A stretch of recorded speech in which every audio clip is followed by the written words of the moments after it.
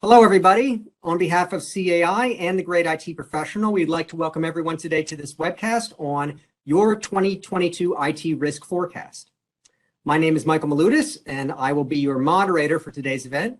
So before we move on, I just want to frame today's event for you. We are here to talk about the risks, the biggest risks facing us all from a technology perspective in 2022. But this is not just supposed to be a gloom and doom session. Our goal is to not just to raise your awareness of these risks, but to help position you for success so that you can possibly profit from this and manage these risks in a very positive and proactive way. So that's the objective of this.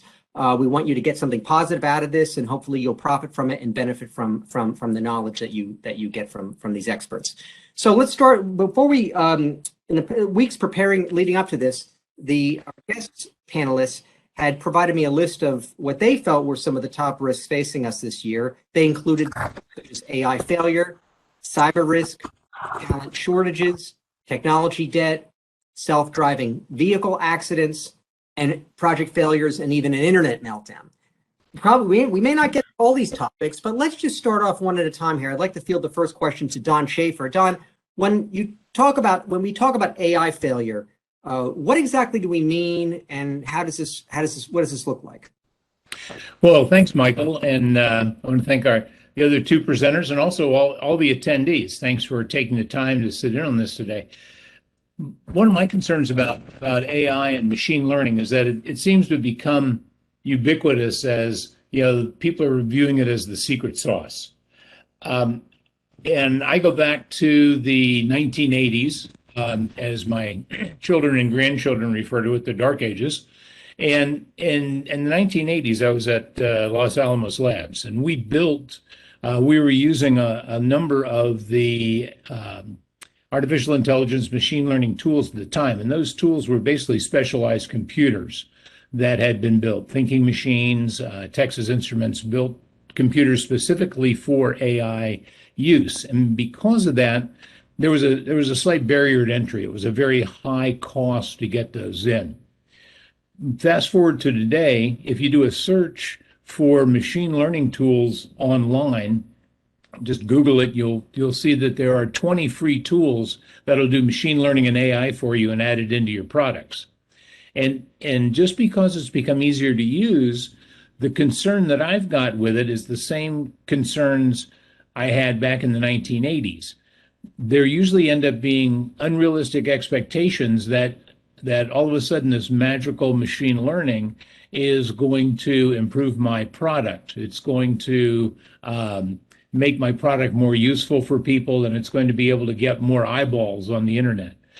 The concern comes down to the fact that we don't have the discipline in software engineering once we see this bright, shiny object called AI and machine learning, that we've stopped. We don't do use cases for it. We don't realize that there may be organizational constraints. There's definitely a lack of resources. There's not enough people out there. There's not enough engineers or technicians who really understand how well AI works. Just the concept of machine learning itself, think of how you learn. Well, when you learn, once you've learned something, you don't go back and repeat the steps you took to learn it. That's the way machine learning is supposed to work. So you don't have this idea of repeatability. If you find an error, there's a problem, you can't really track down where that problem is. So my concern about the risk is that there are lots of organizations who are putting AI into their quote products, and they don't understand the ramifications of what that means. And we're going to see that there's going to be some mission critical systems within finance, within government, that start to rely on AI, and once AI starts giving them, or machine learning gives them, the wrong answer, they're not going to know how to get the right answer back.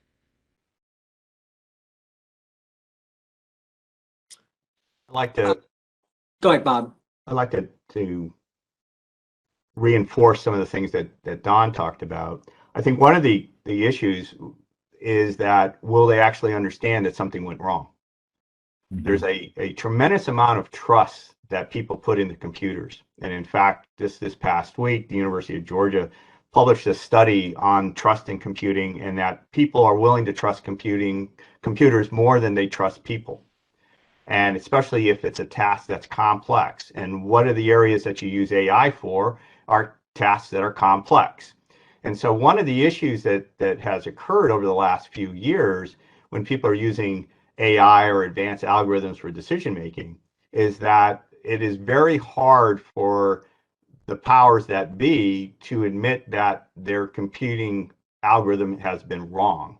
We've seen numerous cases in just the last 5 years, a little bit longer, where people have been prosecuted, sent to prison, have lost their homes because they've been accused of either embezzlement or fraud or other elements that the computer has indicated that something has gone wrong. For instance, the UK Post Office, they had a computer system that did accounting and stock management, and a software error ended up sending 736 people get criminal indictments, many of them sent to jail.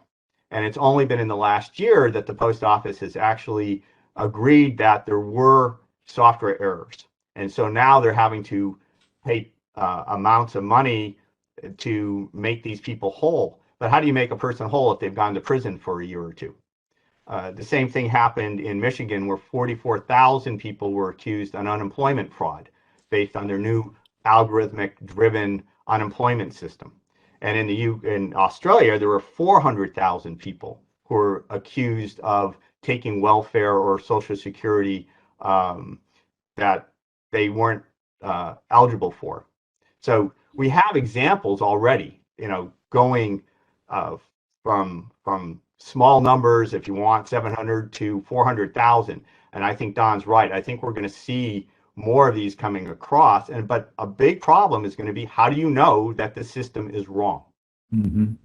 In the case of the UK, it's taken them 20 years to admit that there was something wrong. In Michigan, it took 5 years. In Australia, it took 3 years. So we're talking long periods of time to try to understand that something has gone off rails. And so we have examples, anecdotal examples, and this is just the tip of the iceberg that Bob just mentioned. What we lack is a systematic, disciplined sharing of knowledge that would be analog to the rigor that we have in aviation or fire safety, where we log and track incidents. We don't call them accidents, we call them incidents, because it's not an accident. Something could have been done to prevent it. In the world of aviation, it's been studied by a fellow named Heydrichs that came up with an iceberg model that for every 300 near misses, and how do we know in the case of AI that we had a near miss that we just attributed to, well, the genius AI must have had the right answer? How do we know it's wrong? So how many near misses are we already accumulating because we can't put them into the right bucket? And for every one that actually causes injury, there's 29 that causes minor injury. They have 1 for major injury, 29 for minor injury, and 300 near misses. So one of the things we stand to be exposed to, unless we have a better organization of data, is some sort of incident tracking. Michael, just one other anecdote, and I think this is important.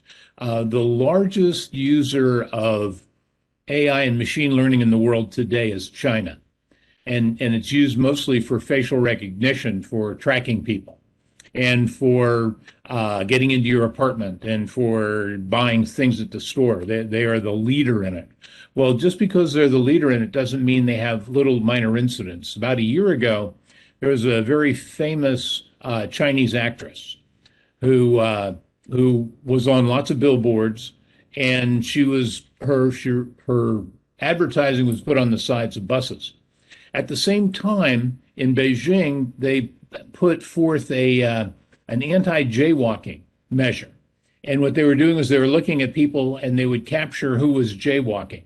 And if you jaywalked more than 10 times in a day, they'd put you in jail. Unfortunately, the cameras looked at the picture of this actress on the bus as it went through the street and characterized her as jaywalking. After she hit 100 jaywalkings in one day, the police came and arrested her and threw her in jail. And it took about 5 days for her to get out of jail because, the AI can't be wrong, nor can the government be wrong.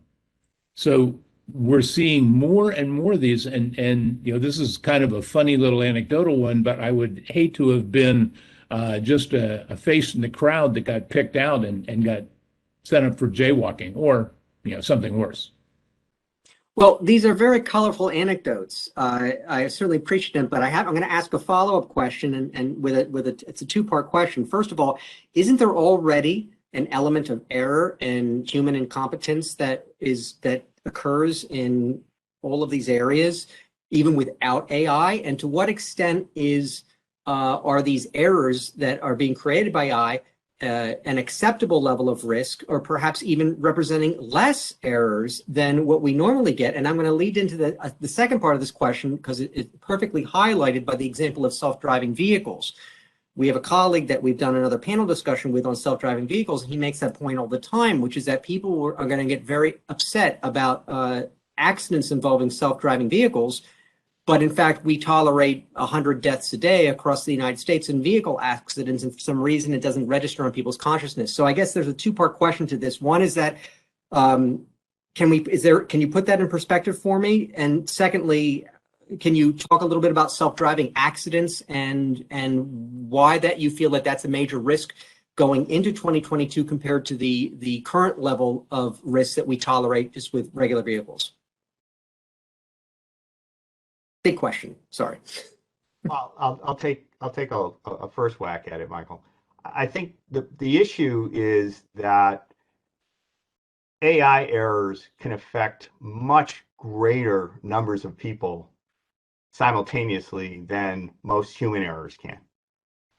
If you have a system that indicts 400,000 innocent people, I don't think you're going to find some individual or even group of individuals who could do that all at once. The one thing about AI or any type of algorithms is that you can really have mass deception or mass the word I'm looking for, mischief done much more so than you could before. Just like with electronic health records, for instance, is if you said, okay, before EHRs came about, it would be pretty difficult for somebody to steal 50,000 medical records. But with electronic health records, that's not a problem. An individual can easily do that. Going to your self-driving vehicles, one of the problems is that a lot of these statistics are very bounded. Okay, if you actually were to take a look and say, let's really take a look at all driving conditions, all driving in terms of vehicle accidents. Remember, a self-driving car today says, when I get in trouble, you, the driver, are supposed to take over. So the self-driving cars are doing the easy bits. They're not doing the hard bits right now. Okay, so let's take a self-driving car and really run it through all the different parameters that a human driver would face in all different types of conditions, not just driving down the highway, not just driving around an area. Let's go into parking lots where a large percentage of accidents actually occur in parking lots. So, until you put apples and apples in terms of driving miles, I'm highly skeptical that the accident rates are really that much less in self-driving cars than they are with human drivers. It's the automation paradox that we keep running into, where we tend to, again, to believe that the computer knows all, except that when it doesn't, it's now the human who has to take over. So until the human is totally out of the mix in all driving conditions, then talk to me. And there's a comparison you could make here from the perspective that you bring up, Michael, in aviation. Once again, we recall the concern around the 737 MAX and how people think about aviation disasters. They think about aviation disasters in a different way than they do automotive death rates. And that's, the facts are that aviation is safer than driving on the road and all that sort of thing. Yet when 737 MAX causes experienced pilots to crash with all people on board are fatal, we start to look at it a different way. So aviation has been actually creeping into this level of automation, and as Bob points out, the human interaction as well, the final responsibility is the person in the left seat of that aircraft, the pilot in command, to take charge regardless of what the systems on the aircraft do. So it catches more of the attention in the press and in the mainstream media and so forth. We're still trying to understand how to root cause those problems in these types of systems, and that's a risk exposure. I think, Michael, I like the, I think I agree with everybody on the fact that it's not the, it's not the fact that AI or machine learning is inherently it has inherent failures in it. All software has failures in it. It's a fact, as Bob said, that one mistake can be very catastrophic now. It extends across thousands and hundreds of thousands of people, vehicles, bank accounts, whatever. So I think that the failures that we see have that multiplicative effect. Going back to the autonomous vehicles, and again, I want to separate electric vehicles, the EVs, or from AVs, from autonomous vehicles. We really don't have any pure autonomous vehicles out there today, but there's 80 companies testing them in the US that have registered with the National Transportation Board. And out of those 80, only 20 have put a plan in place or gotten an approved plan. Now, they're all on the road testing, plus there's another 25 or so that haven't registered with the National Safety Group. So we've got a lot of them out there doing this testing. At the top end, of course, is Tesla, who has spent an enormous amount of money, makes the most cars, and probably has the best system so far. But even Tesla can't get past the fact that failures that they're going to have become blown out of proportion. One of them was the last failure where somebody was playing a game on the console on the Tesla, and Tesla had already come out and said, well, we want to allow people to do that while they're driving so they can play games and not get bored while the car is driving them, and that sent people through the roof in the safety organizations and everywhere else. So I think that there's going to be, I hope the intersection of a predicted AI failure and a predicted autonomous vehicle failure is in Tesla, but that's where the preponderance of the software is today that has a machine learning. And Tesla's done an excellent job in building their AI software, but they still have issues, and they're not going to be as good as that human in the seat, and they're going to have to continue to have the human in the seat for a long time. I'd like to add one more thing, Michael. Go ahead, Bob.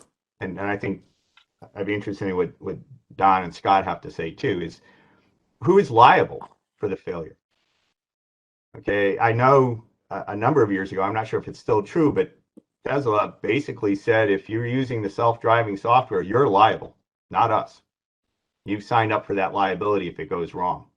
I'm not sure if that's true today, but again, across the software area, there's a lack of liability and tort for when software goes wrong. So if we're taking AI systems, we're taking other types of systems that can have mass impact, it's pretty difficult to find out who is actually responsible for the failure and what is the way that you can get made whole from it. In fact, in the case in Michigan, the state said that they were not liable for the damages that were caused by their unemployment system, claiming that people were fraudulent in their unemployment claims. It has gone to the Michigan Supreme Court, who says, well, we're rethinking that, but they've been rethinking it now for several years and they still don't have a decision.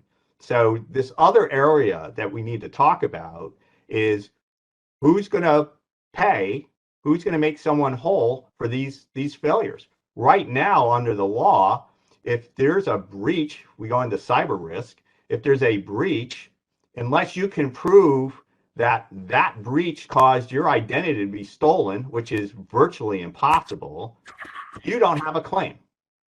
So one of the things that I think we're going to see in 2022 and in the next few years is this discussion of liability for these issues when something does go wrong. And that's going to, I think, start to impact the industry. We're already seeing the blowback on impacts from Facebook and others in terms of how they induce people to, especially young people, into behaviors that are not positive. And so again, I'd like to hear what Don and Scott have to say about how do we actually hold organizations liable for software, given that for so long we have basically washed our hands of that liability.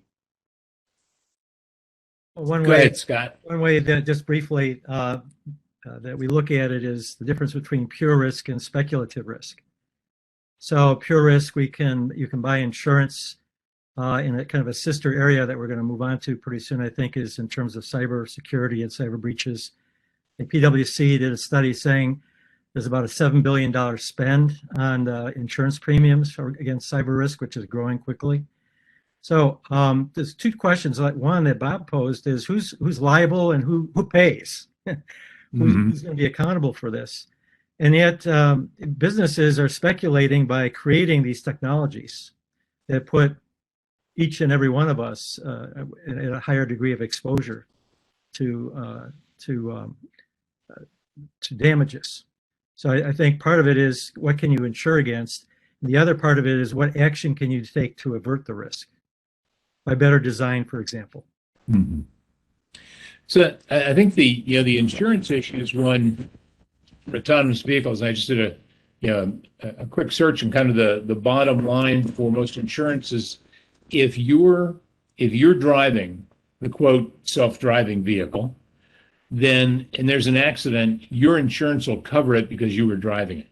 If the self-driving car was driving it, it's a gray area today still, and it's pretty much a product liability issue.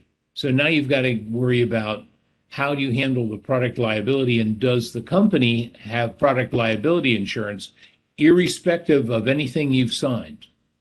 Most times all that stuff on the back of the contracts, that nice fine gray small stuff that relates to product liability, most of the time it gets thrown out in court. And it ends up being, was there a problem with your product? Now you've got to prove that there was a problem. Most of the really egregious cases that have happened where people have been killed have been the product was at fault. Was the fact that the sensors provided the right information, but the computer misinterpreted it. One was a brown truck parked in front of a brown field, and the car just plowed right into it, making a turn because it thought the road was there and it thought the brown truck was part of the field. And that was a product liability issue. So that's going to be, I think we're going to see more and more of that. When you look at, there's still a lot of euphoria about insurance pundits who keep saying self-driving cars, insurance is going to go down. Why, you won't have an insurance bill anymore at all because they're going to be so much safer and so much better for you and all of this stuff. And that's not proven. Bob, I think you mentioned that there's probably just as many accidents with self-driving cars. The percentage of accidents with self-driving cars is probably exactly the same as the percentage of accidents of cars overall.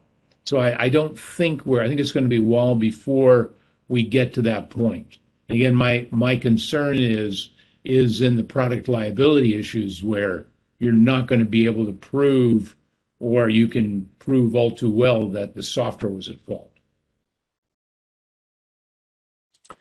I want to interrupt the flow here and blindside the three of you with a question that came from the audience, which was not on our list. It was not on the agenda. But it is very good and it's very timely. And I want to get it out there now.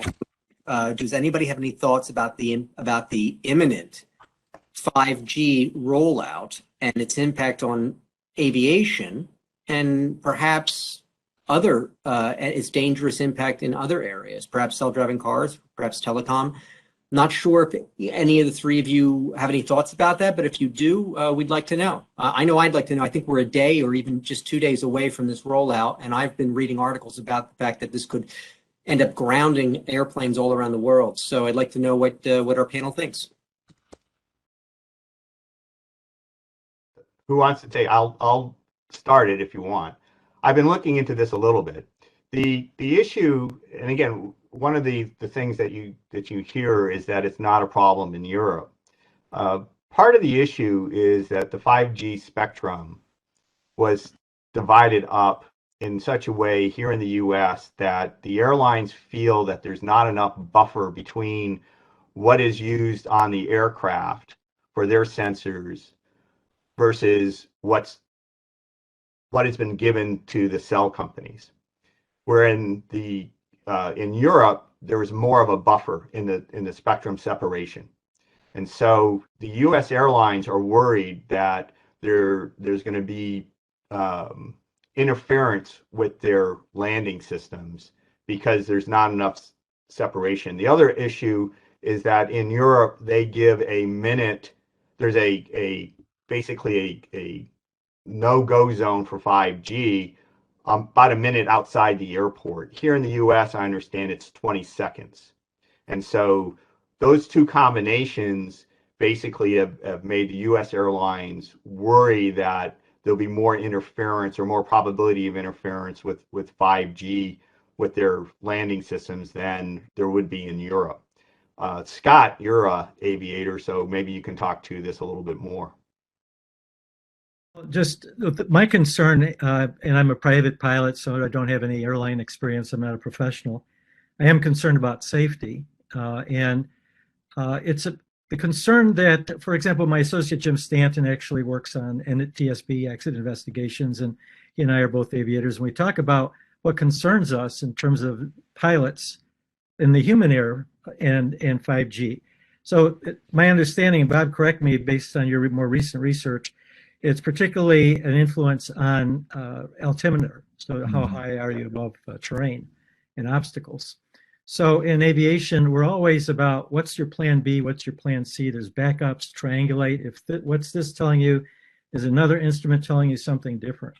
So my concern would be, how are we training our pilots? So are there simulations now that are helping them to stay current and proficient around what happens if this if there's perhaps hypothetically an influence from a 5G station, what's your alternative source of information?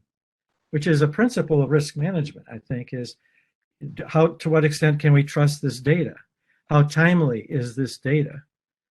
Is it still useful for decision making? Bob's written some things about decision-focused dashboards that talk about the latency of information. So my concern is more around the risks around pilot training, which, by the way, Captain Sully Sullenberger testified before Congress saying we need to have more training for our airline pilots for these types of situations, because before you know that the 5G is messing with you, it takes the human being some time to respond and even recognize, oh, I think there's a problem. And if you're descending in your minimums, you're particularly exposed. I think that's where the airlines are particularly concerned. That's all I have to say. Yeah, I'm in violent agreement with both of you, Bob and Scott. I think the concern again that I've got is what's going to happen in some of the when you get into flying in instrument flight rules, and you're relying more and more on, and you're just relying on your instruments, and if there's some nagging feeling you can't trust it, you're going to have lots of problems. That's probably the hardest part for pilots to grasp, and where you need the most training is when you're doing that first set of training under the hood. So what surprises me about it is we've gotten to the point where we're days away from rollout, and now the airlines are just complaining about it. That kind of makes me I have to think that if this was a real problem, it would have been addressed a long time ago, because the FCC or the FAA is not a bunch of stupid people, But on the other hand, it sounds more like an excuse waiting to happen. I And had the so same I'm thought. concerned so soon that it came out. I had the same thought while drinking my coffee this morning and reading that article. I said, why now? You guys have had years. But Mhm. so good point. In our pre-panel discussions, one of you had posed, I'm not sure which, the risk of an internet meltdown, specifically, quote, there will be a major meltdown of the internet caused by a simultaneous combination of hardware and software faults. We have seen indications of the fragility of the internet this year, with several outages caused by hardware or software issues. So who would like to explore this? What exactly, I'm not sure who mentioned this, where this came That from. was me, Mike.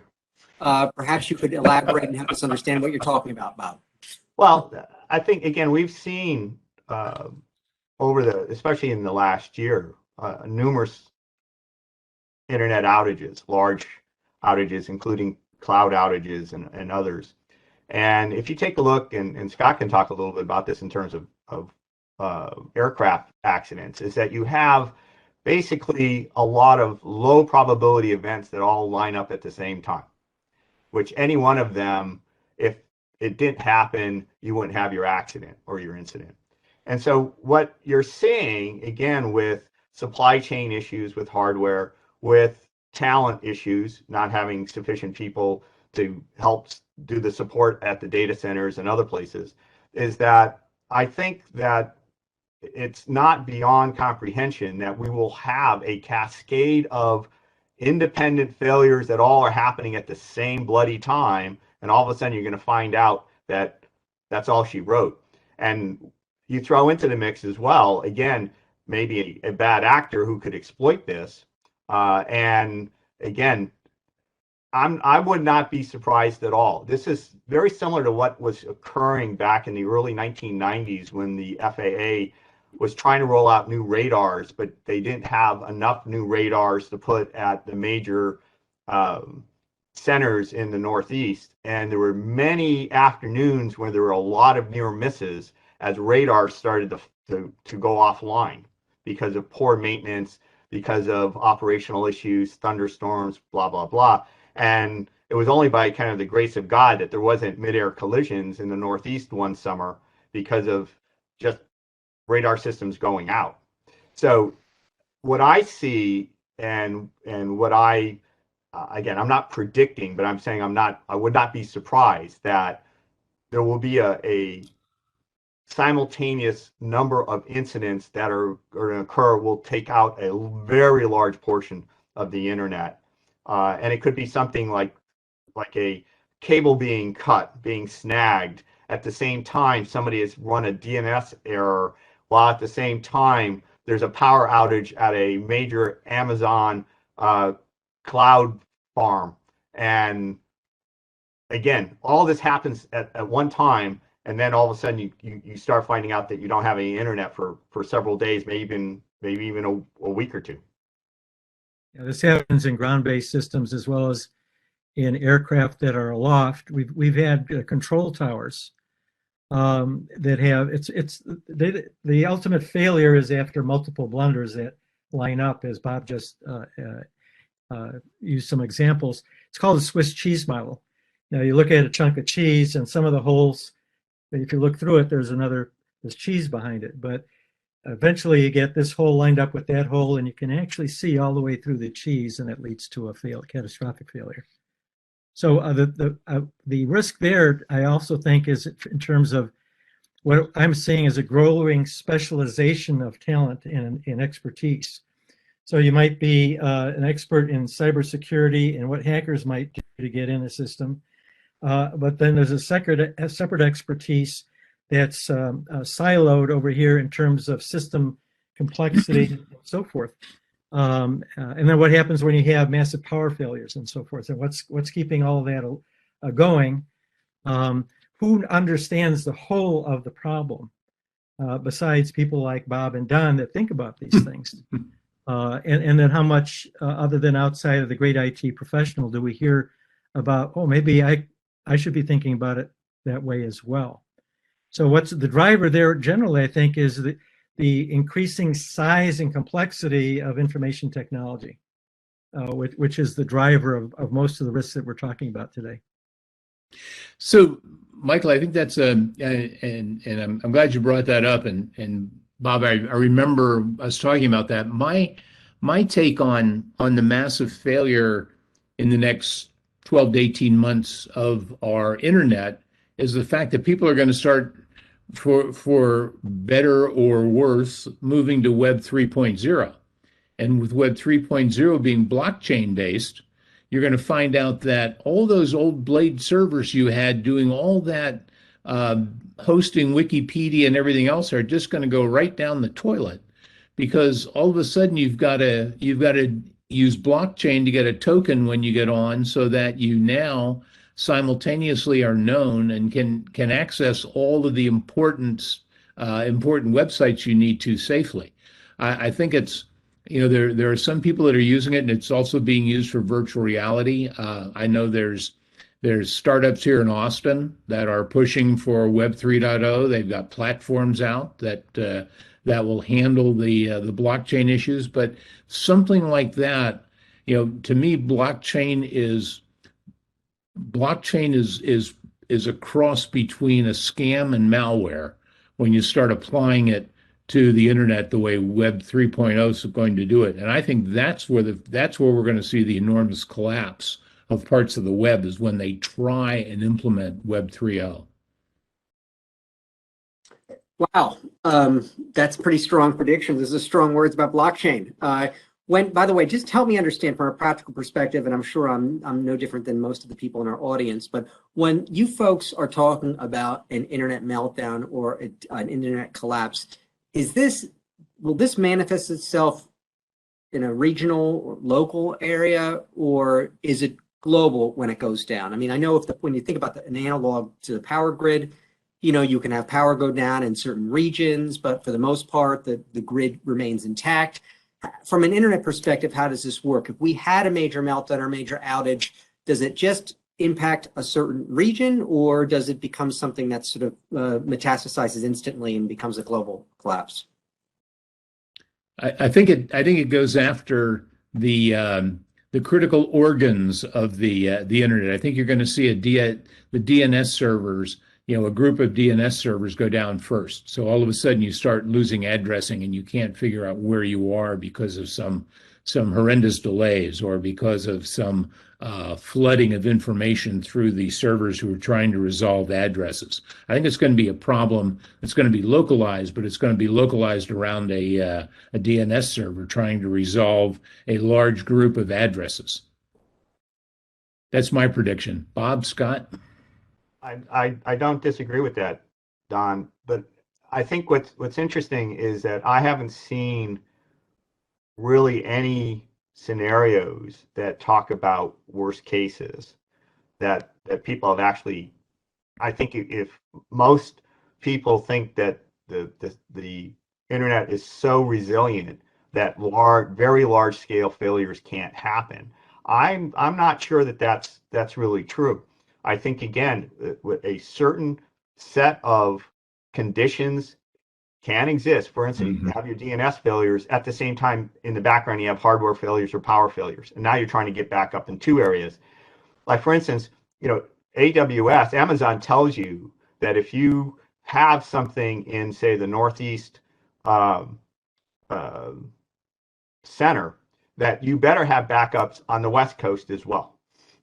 Now, how many people actually follow that fine print and says that I'm going to have all this duplication of my cloud in case I have backups? So if you start having cascade errors, and you can have something on the East Coast and then have something on the West Coast, I think it could easily become a very multi-region type of problem. I go back to the AT&T failure back in, was it 1990 or 1991, where one line of code brought down AT&T's network for I don't know how many, I can't remember how many hours. It was a lot, but it was something that AT&T said could never ever happen. And what was interesting is they actually were in front of Congress a few months before talking about how resilient AT&T network was, and that you could build the SDI, Space Defense Initiative. You could build your Star Wars platform with the same level of reliability because it never fell down. And then, ironically, a few months later, it did. So I'm always a little skeptical when people say that things are so resilient that it's impossible to have massive failures. We keep getting surprised by these things, and then on retrospect, we look and say, well, that was pretty obvious. And the resiliency, it's kind of like what happened with. I'm sorry. Go ahead. I didn't mean to step on you. Go ahead, Scott. So the resiliency from the software standpoint that makes me concerned, having been doing this for about 40 years, is that the estimates are that we've got about 1.5, 1.6 trillion lines of code on the planet right now. And we're adding to that by something like 100 billion lines of code a year. So all that new code is flooding in, and to varying degrees of risk exposure, we're at the mercy of one line of code that Bob just mentioned. Where is that line of code? Where is that line of code that Bob said, all it takes is one line of code? Can somebody tell me where that is? And if we're adding 100 billion lines of code a year, that's why we're concerned with, oh, it's different in 2022 than the year before, the decade before. Well, that's one of them, the drivers. So much software and a growing dependency on the outcomes that the software produces. I know where that line of code is, Scott. That line of code is sitting in an old COBOL program on some financial systems legacy CICS machine. That has an API connected out to the web. Absolutely. For what it's worth, I do recall the World Economic Forum warning that a global internet meltdown was going to be the next international crisis. So they also seem to be dialed into this problem. And for what it's worth, I know that that's actually on the list of things next to the asteroid and the next pandemic that are going to come down from the heavens.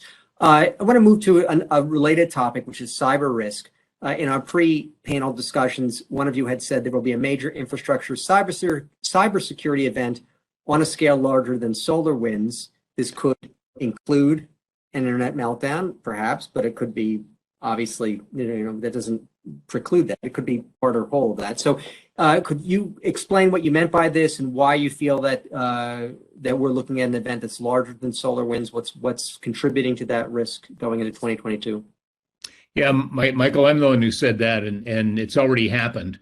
It was the forelog that was found out in the Apache software and all the software that's run on hundreds of thousands of machines, where it basically was an open way to get into those machines. It's a 0-day problem that's already been found. So that one was larger than solar winds. But I think the concern that I've got from what I see through, since we work all over the world and work in some very interesting locations where we have to rely on the internet completely and have to rely on a lot of the tools that are there. What we've found is that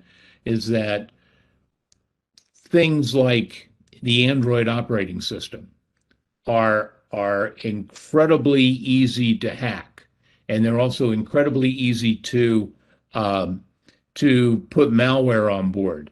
We had a guy, and it wasn't one of my team, was from another team. We don't allow any of our people to use Android phones just because of the way we've found problems with the operating system. So we've got a team that's in the middle of the North Sea. The rig had just put wireless up for everybody to use. A guy gets off the helicopter with his Android phone, turns his phone back on, and his phone was carrying malware that loaded onto the wireless system and proceeded to do a denial of service attack from his phone on the rig. And these are the types of things that happen over and over again. We saw Stuxnet when it first came out because it attacked an oil drilling rig with all the equipment on it, and all the Siemens equipment looks exactly like an Iranian centrifuge. and it got attacked by it because of that. So I look at the breadth of the ability for bad actors to very easily bring forward attacks. And I still feel that our financial organizations, even our government organizations, are not well protected. And I think we're going to see another major cybersecurity event that's going to happen this year. And the concern is that despite the fact that it's not just the trade press that people can become aware of the risks of cybersecurity, we are tolerant of breaches. And just like we're tolerant of the deaths on the highway that you brought up, Michael, there's an organization called the Consortium for Information and Software Quality that's done some studies, and we're looking at something like globally $6 trillion in losses due to cyber breaches, 20 billion alone due to ransomware. And so it speaks of complacency and a certain level of tolerance for this stuff. How much is it going to cost us? Can I afford it? And Bob, I think you've got ideas about that tolerance. Yeah, I'm not sure if you can see this. Can you read that? Okay, which year was this published? This is in CIO magazine. Can you see the title? The end to innocence. Mm-hmm. Right. Now that was published in 2007. Now I was writing about cybersecurity in 1988, 1989, and we were all bemoaning the fact that we need to build cybersecurity in. You can't bolt it on. That was something famous by Dr. Peter Neumann and others. But here in 2007, because there was a number of early ransomware that everybody was saying, oh, well, now we're going to take this seriously. And in 2009, President Obama went out and said that, this is a national security issue and put in basically $8 billion into cybersecurity for the federal government. Since that point, and oh, by the way, that was 10 years after President Clinton said that we need to protect the major infrastructure. And so since 2009, there's been somewhere in the neighborhood of 100 to 120 billion dollars that we know of. That's not on the black side of the federal budget, on the intelligence side, spent on cybersecurity. The GAO released a report last week, basically saying that of the 23 agencies it took a look at, only 7 have effective cybersecurity plans. Okay, so and again, there's new laws being proposed, bills in Congress saying that this time we're going to get our act together. We're going to improve our cybersecurity, footprint. Now, I've been listening to this for 35 years, and as Scott said, we don't seem to care. Part of it goes back to what I had said before in terms of liability.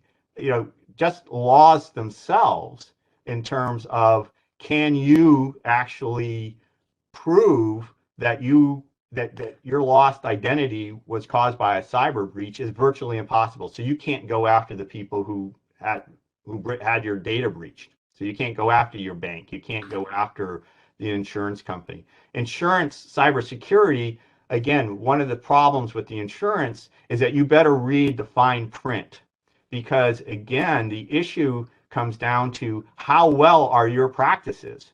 So if you're not doing extremely good cybersecurity practice in terms of what the insurance company says, you're going to have a hard time collecting.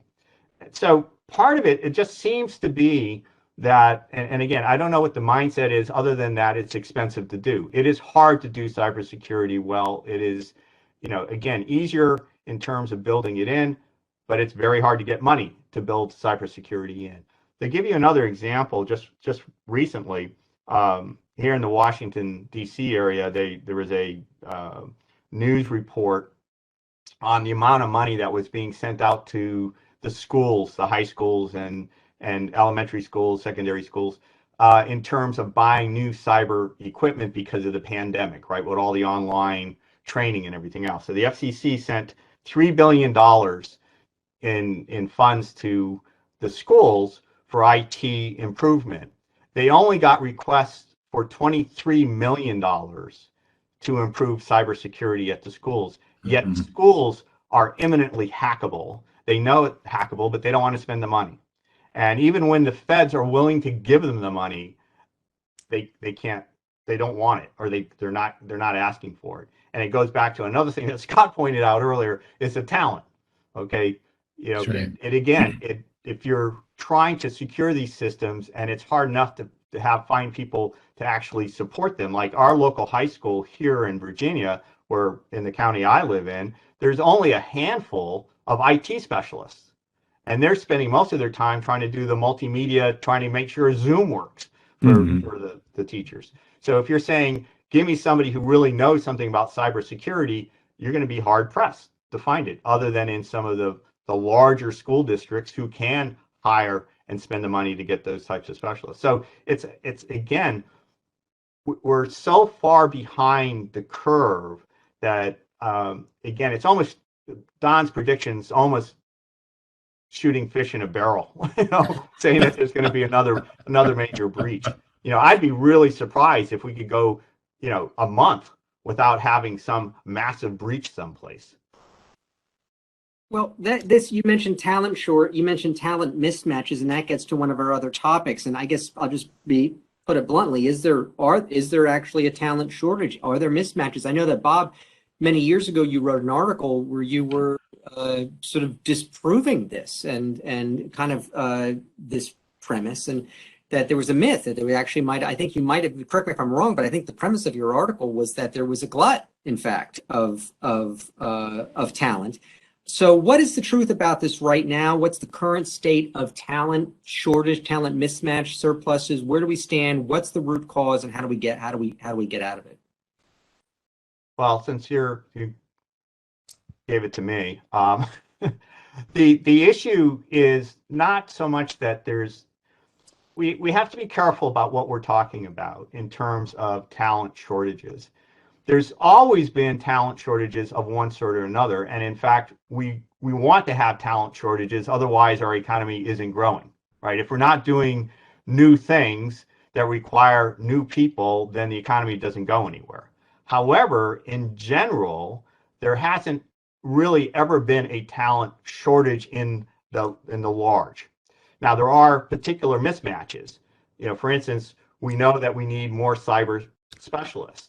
But at the same time, the fact that we need more cyber specialists also says, again, going to a root cause, why do we need more cyber specialists? Because we don't have people who are building secure systems in the first place.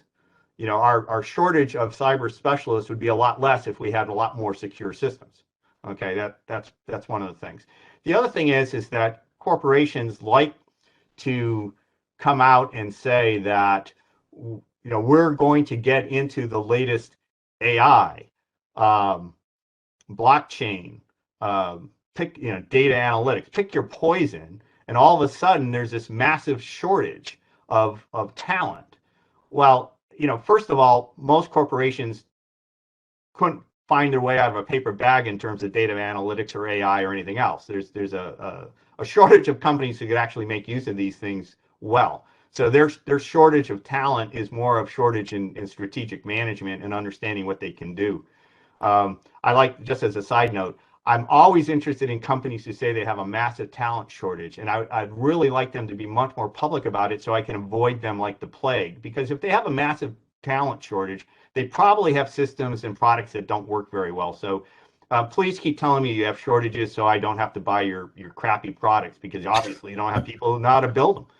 But you know, again, there always is going to be some shortage, and the pandemic has kind of been a curveball, because again, you know, when did we need massive mass media operational types in 2018?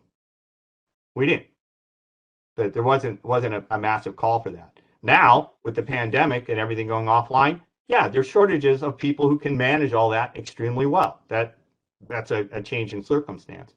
But does that really undercut the idea that we have, you know, millions of worker shortages. I've been listening to millions of worker shortages in high tech for 2 decades without them ever appearing. It's always 5 years from now, there's going to be a 2 million person shortage in, pick your poison, in manufacturing, in high tech, in manufacturing. Right now we have this shortage, and Don can talk more about this himself, in terms of silicon designers, chip designers, right? All of a sudden, we have this massive shortage because we have a chip shortage caused by the pandemic and supply chains and other things. But you go back to the schools and you say 5 years ago, where were all your courses on chip design? Well, the fact is that they didn't have any because we didn't need anybody. Most of that had gone offshore. So all of a sudden now we want to bring chips back in the United States and we say we don't have the talent. Well, where were the predictors 5 years ago? Okay, so again, you got to dig in below the surface. There's a lot of nuance in terms of what these shortages actually are and whether or not they're real. Enough of my soapbox on that. I could talk about that for a long time, but I'll let everybody else talk. Go ahead, Scott. Okay, I was waiting for you, Don. So it's a matter, I think, more of alignment to skill needs. The Software Engineering Institute came up with a people maturity model at one point and said, hey, here's an idea. What kind of skills do you need? What kind of skills do you have? Do some gap analysis, and then invest in the future. And per Bob, some of higher education isn't doing so well with that. So it's a matter of understanding what skills that you need, and perhaps thinking of it more as a problem of reskilling and staying proficient and current in emerging technologies. Well, what does that require? Hiring people? Well, in some cases, you need an expert.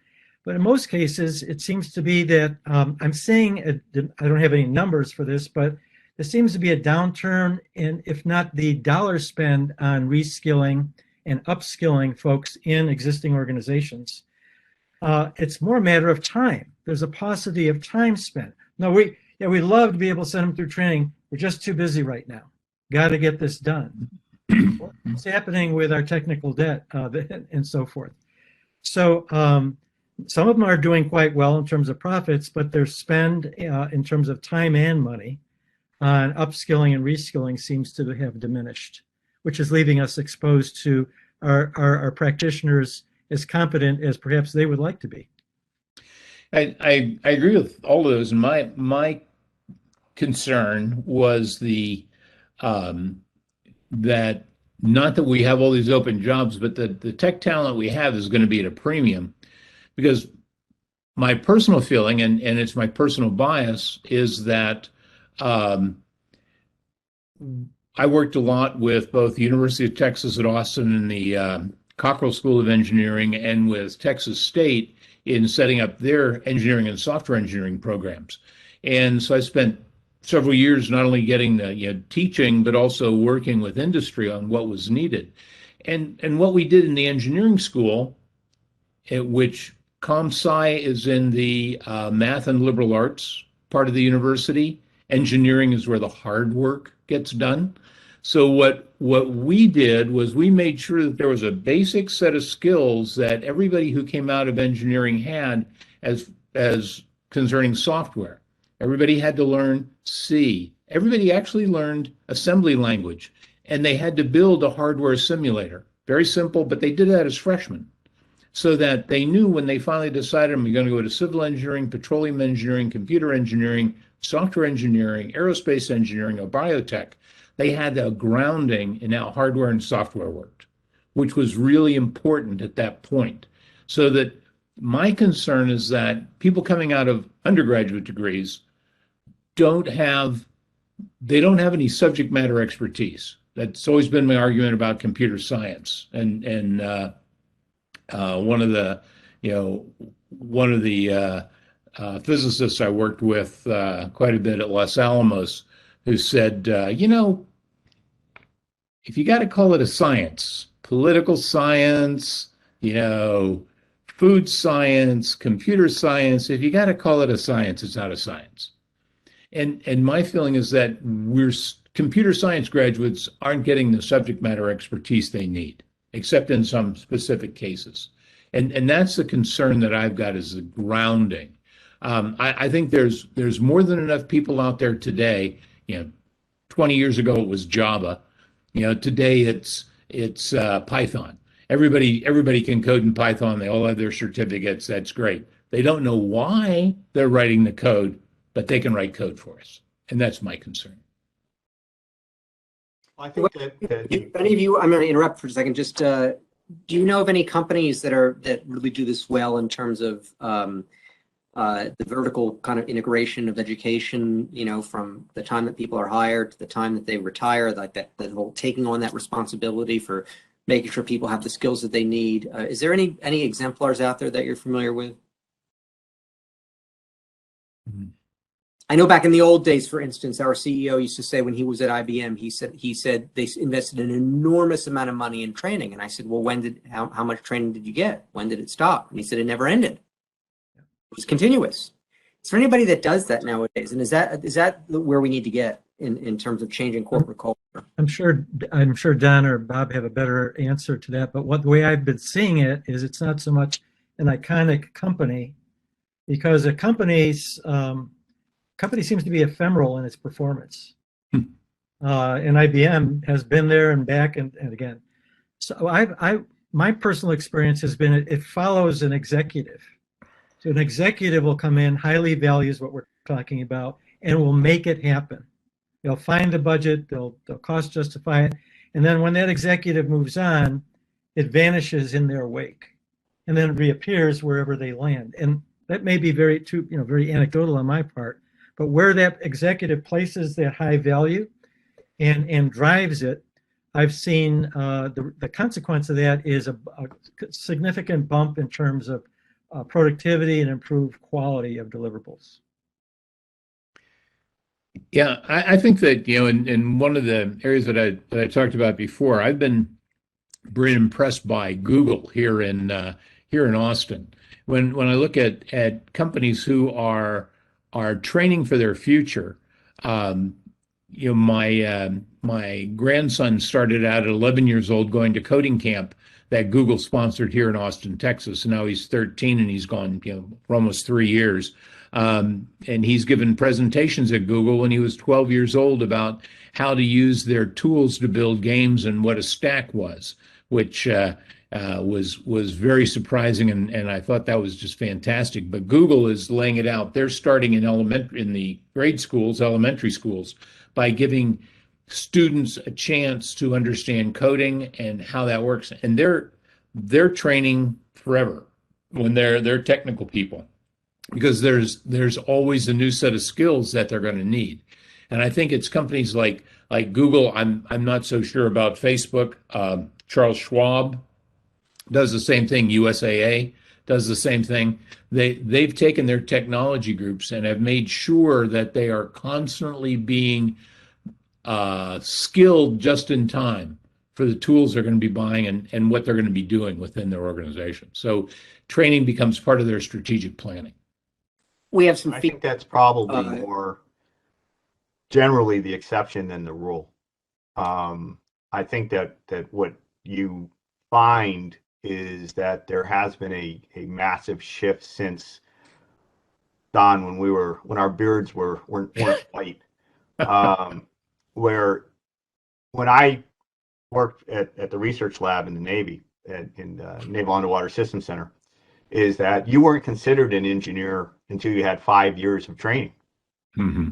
First 5 years was basically an apprenticeship. You couldn't even call yourself really an engineer. No one really believed you that you actually knew anything. And so I think today there is, in part of the mismatch is that we expect graduates, undergraduates, or even master's students to come out and to be productive and earn their living right away, where that was not the mindset 25, 30, 40 years ago, that you were basically carried by the company or by the organization for several years until you actually were smart enough not to make any stupid mistakes. And so I think, part of it has been how organizations have changed, what they view talent, what they want out of people coming out of school. And again, it gets back to what you were talking about before, is that there isn't a lot of systems engineering that is trained at the undergraduate level, and that's very difficult to do. And in fact, a lot of the systems engineering in terms of electrical and computer engineering is done out in the field as you work under more senior engineers to understand how systems actually lie together. And so again, I think there's a large expectation in industry and even in government that you should be able to step into a job day one and be productive and contribute. And I think that expectation is really been to the detriment of a lot of companies. And in terms of cutting back on their training, because again, part of the idea has been, and this is something we've seen since the 1990s with the great outsourcing and the downsizing, was that why should I train someone who may leave me and go someplace else? And given the great resignation that supposedly is occurring right now, I can see that happening again, where people say, well, why should I put money into training when half my staff are privately looking around for new work?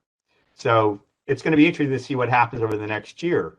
Again, you need to train for these emerging technologies, but I don't see companies really stepping up and saying, I'm going to put a lot more money into the training budget. It reminds me of the old, what if we train them and they leave? What if we don't and they stay? Yeah. Pick your poison. Sorry, Scott. Just one quick add. I didn't hear the word apprenticeship come up as we were talking about talent.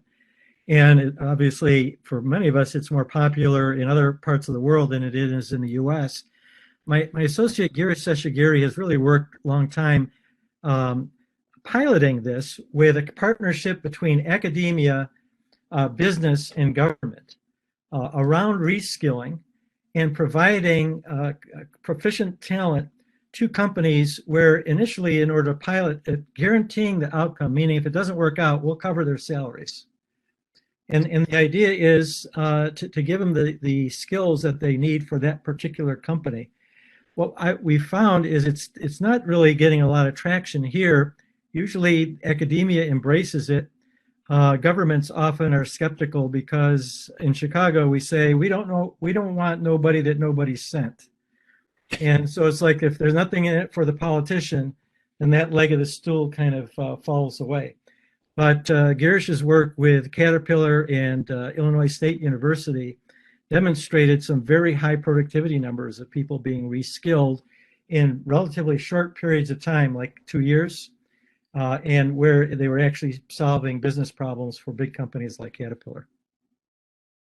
We have some feedback from our audience comment related to this. Someone has said there are some top 1,000 companies that do offer training through their own internal universities, and they include, I'm sorry, I can't see the question anymore. They include sorry folks, I just lost the question. They include Microsoft, Apple, Salesforce, Cisco, and USAA, to name a few. So there are some examples of what I guess would be iconic companies that have adopted this training culture, for what it's worth. I want to, we're kind of going into the final stretch in terms of time here, and we do have a couple more topics that I want to give our panelists a chance to discuss. There are two that we have on our list. One is the concept of technology debt, that is specifically the technology debt from using agile software development will overwhelm companies who are trying to keep their systems in production. And another one of the items on our list was project failures, specifically the idea that there were a lot of project failures that were not disclosed in 2021 that are going to be disclosed in 2022. So if any of you would like to kind of take on both these questions or one of them, have at it. I'll take on the project failure one since I brought that up, and I'll let Don and Scott chime in. The one thing that I've done in my role at IEEE Spectrum is I follow project failures, and I've been documenting these since 2007 on my blog. And one of the interesting things about the pandemic was that up until basically March of 2019, project failures were being reported in government, in the commercial sphere, rather regularly. I could count on seeing one or two per week on average, sometimes longer, more. And all of a sudden, once the pandemic hit, everything went quiet. Now that's to be expected to some degree, but what's really been interesting to me is that the number of project failures that have been reported over the last 2 years, you can probably count on two hands. And so what that either means is that the pandemic has solved the software crisis and we no longer have massive numbers of project failures, or that projects have been delayed or have been canceled and they haven't been reported. And so I'm looking at kind of 2022 as things hopefully get back to normal in the summer or second half of this year. And I'm going to be very interested to see how many projects now start to become visible that have been either canceled or in deep trouble, and they just haven't been reported. It's been kind of this interesting black hole of information in terms of failure, and even in terms of new starts. You don't read a lot about new starts either. So either people are just treading water, or there's a lot of things that are happening in the background that we just haven't been told.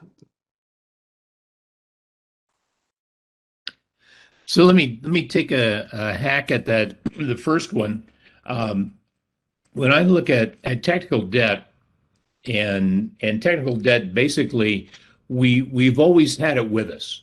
I wrote my first computer program in 1967 when I was an undergraduate. When I went to after I got out of the Air Force and went to work for Boeing, I worked on AWACS and actually had a development group on AWACS, because not only did I know how to spell Fortran, but I knew how to spell jovial. So that put me ahead of the two poli-sci majors that I had working for me. So that was a good deal. And I still remember, I don't think I ever got the documentation finished on the code I wrote. And that was one of those things that has always been with us. It seems to me, and I've managed a number of agile projects. I've worked as the client, the voice of the client in a number of agile projects, and it seems like agile provides the ability to, as you go through your iterations, you get your first two-week session done, and you say, well, here's what we learned, and here's what we still have to do. But boy, this looks like it could be really a good idea. And the customer goes, yes or no, that looks like a good idea. So we'll go off and we'll finish something, we'll start something else, we'll change the design, we'll move on. But we don't always go back and redo all the documentation. And I think that there have been successful agile projects, but I think the majority of them have been more along the lines of, this is an easy way for me to get through without doing documentation. And I don't have to do my documentation. I don't have to do the rigorous testing. I don't have to do a lot of other things. So my concern is that we're building up an enormous amount of technical debt with these billions of lines of code, the millions of lines of code that we add every year. And what I've found, and I'm sure, I'm no different than other programmers, if I walk away from a program for 3 to 6 months, it's going to take me another month to figure out what it was I was doing in that program. And you're seeing people move back and forth through technical organizations, moving on to different projects, and all of a sudden, that piece of code that they wrote a year ago, something breaks. And now they've got to drop everything and go fix it. And they have no idea what it was that they did when they put that code together. So my concern is that we're just getting more and more technical debt, and it's going to be to the detriment of the internet. It's going to be the detriment of the tools that we use, and it's going to be the detriment of a lot of the large companies that are out there that we've been talking about, like Microsoft. We have a question for Don. It says, Don, isn't the point of deploying agile development to justify the increase of technical debt? I see the smiley face on there. It depends on what side of the organization you sit on. I think if you want to make sure you've got always have a job working on the code in that organization, keep that technical debt coming. Either that or you have investment in your competing company. So this problem of technical debt, it's in the lingo, it's in the jargon. Some CFOs will talk to you about it. They're kind of curious because it's measured in their language, dollars and cents. Again, the CISQ organization has made some estimates around this.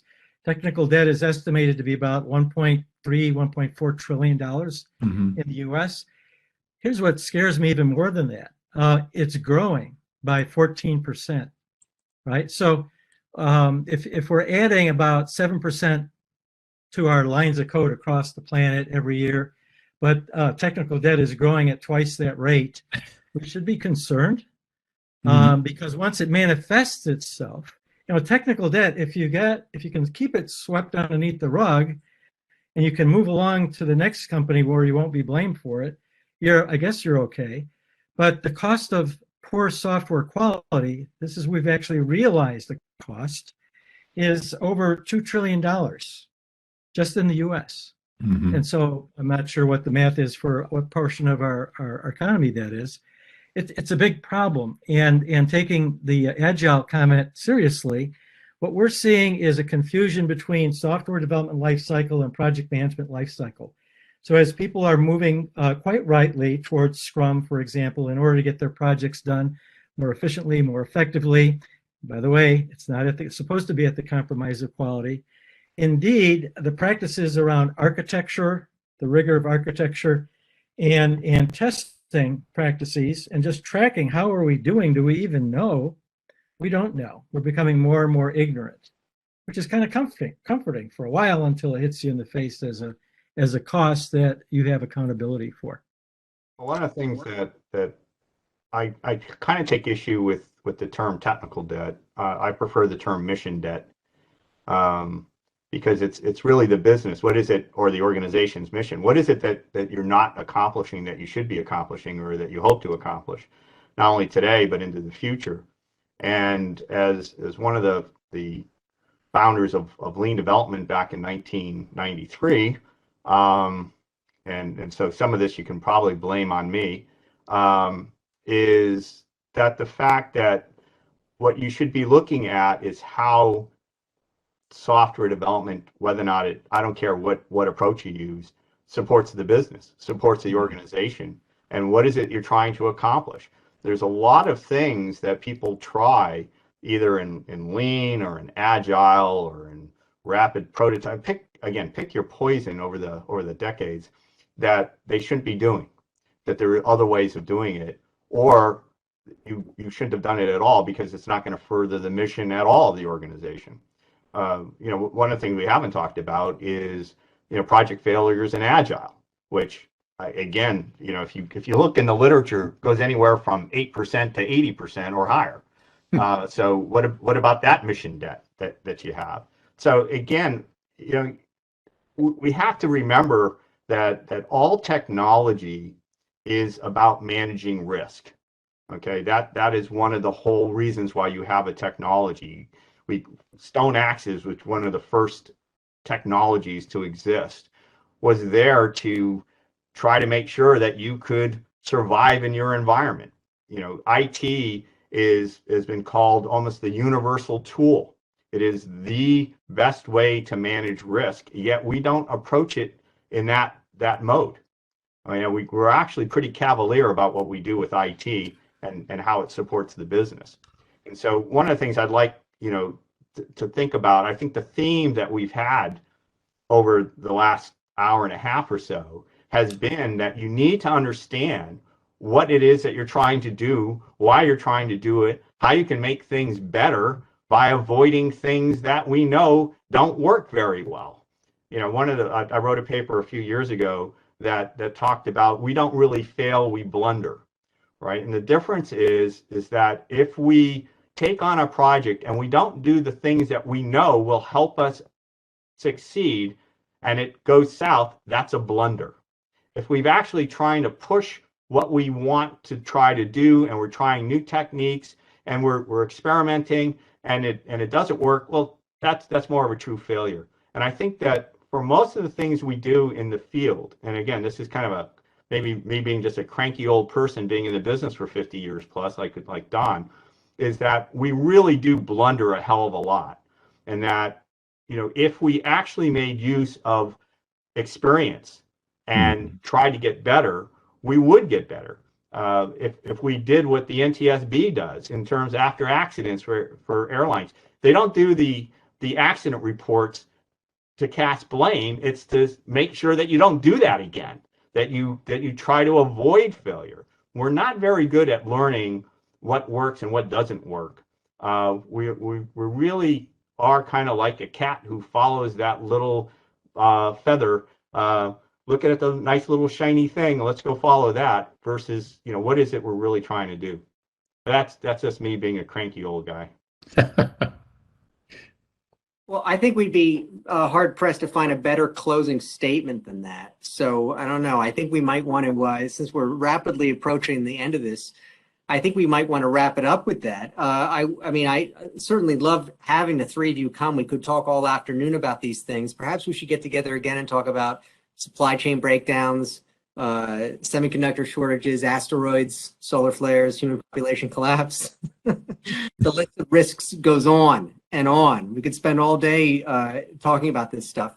Buddy, I'd just like to thank you all again for joining us. Hope to see all of you again at future events. Scott, Don, Bob, thank you for your time. It was a pleasure to have you. I hope we can see you again in the weeks ahead. We are at this point formally dismissed. Thank you all. Thank you. Have a good week. Bye-bye.